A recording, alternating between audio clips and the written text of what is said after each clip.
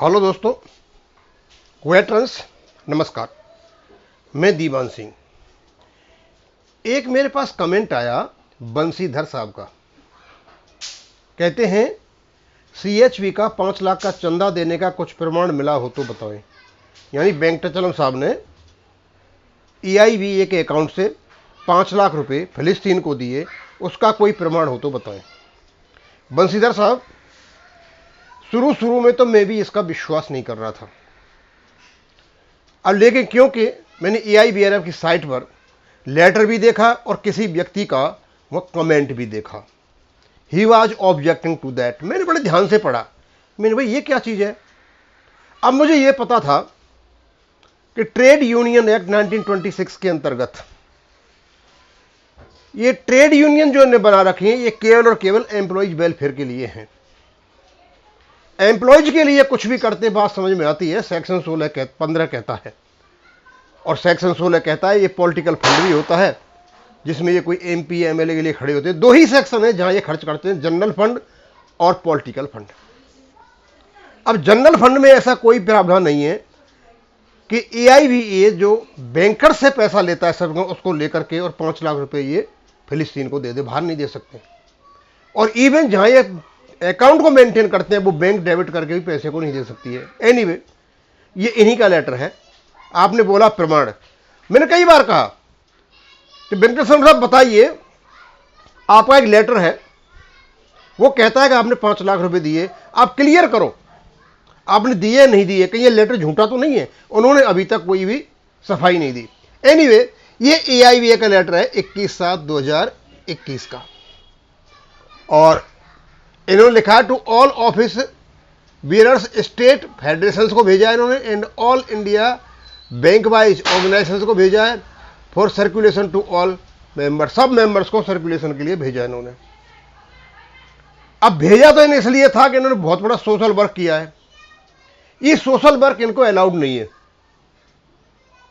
केवल और केवल इनको वर्क है अपने पेंशनर्स का या सर्विंग जो बैंक के एम्प्लॉयज हैं उनका। ये कहते हैं EIVA in support of affected Palestinian in Gaza strip, उनके सपोर्ट में पहुंच गए। ये अपने आप में यही जो सब्जेक्ट है, इनका जो रेफरेंस दे रहे हैं, यही बताता है कि इनकी भावनाएं कहां हैं। आज तक इन्होंने बैंक ऑपरेशन पर कोई बात नहीं की, लेकिन इन्होंने डाला इसका EIVA in support of affected Palestinian Gaza strip. भैया, तुम जब ये पैलेस्टीन को पैसा दे रहे हो, वेंकटेश्वर साहब, किसके कहने पे दे रहे हो? ये सेक्युलर एक्ट है क्या? आपके संविधान में है? आपका जो यूनियन है उसको अलाउड करता है क्या? मेरे ख्याल से नहीं। आगे क्या लिखते हैं ये, we are aware of the recent happening in Gaza strip where due to the Israeli raids lot of Palestinian people including women and children have lost their lives and many more have been wounded and affected. There have been pounding of buildings, people have lost their houses as many buildings have been destroyed. यानी Israel के attack से ये हो गया, यानी Israel ने attack किया और ये उनकी सहायता करने पहुंच गए। यहां रोजाना लोग मतलब पेंशन अपडेशन के लिए मतलब गुजरते चले जा रहे हैं, यहां इनको नहीं दिखाई देता। यहां पेंशनर्स की दुर्दशा नहीं दिखाई देती है। पेंशनर के जो बच्चे हैं, जिनको मतलब जो बेसिक नीड्स है वो नहीं दिखाई देती हैं। इनको दिखाई दिया कहां? पैलेस्टीन में जाके। बंसीधर साहब, ये उन्हीं का लेटर, मेरा नहीं है। आगे क्या कहते हैं, in this calamitous situation world federation of trade unions which has always been steadfastly committed to the cause of the Palestinian people stepped in with the view to extend some relief to the affected people. WFTU gave an appeal for helping the affected Palestinian people with blankets, notebooks, schools, और कुछ notebook school वगैरह दो, world की trade union इनसे मांगा। मतलब ये union के लीडर नहीं रहे, ये वर्ल्ड ट्रेड की यूनियन हुए, मतलब वहां का ध्यान दे रहे हैं। उसके बाद इन्होंने in response to that, as decided by office bearers, we had remitted contribution of rupees 5 lakh from EIVA to for helping to citizens, helping the affected people. इसलिए इनके ऑफिस बियर ने सबने बैठ करके डिसाइड किया कि भैया 5 लाख रुपए वहां भेजो, और उससे इन लोगों ने कंबल खरीदे, और उनका ये सर्टिफिकेट मिला हुआ है यहां पर, ये इनका पैसा भी गया हुआ है, वो भी लगा रखा है इन्होंने।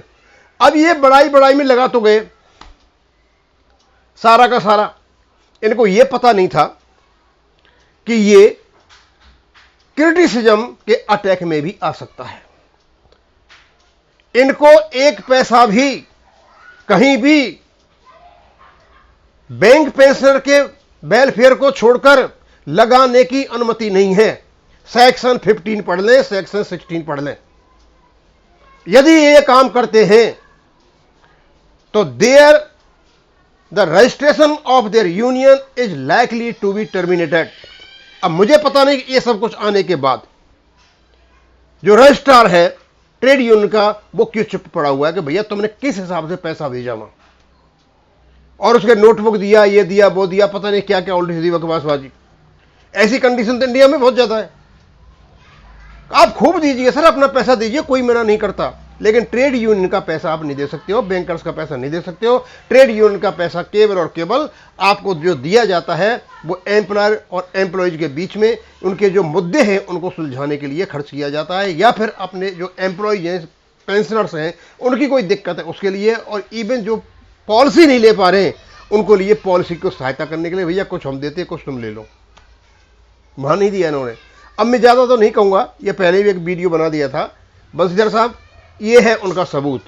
और अब भी आपको ये लगता है कि ये गलत है तो भाई ये मैं तो कुछ नहीं कह सकता, ये पूरा का पूरा गूगल पर पड़ा हुआ है, कई बार ये यूट्यूब पर भी आ गया है, और ये उनकी खुद की साइट पर पड़ा हुआ लेटर है।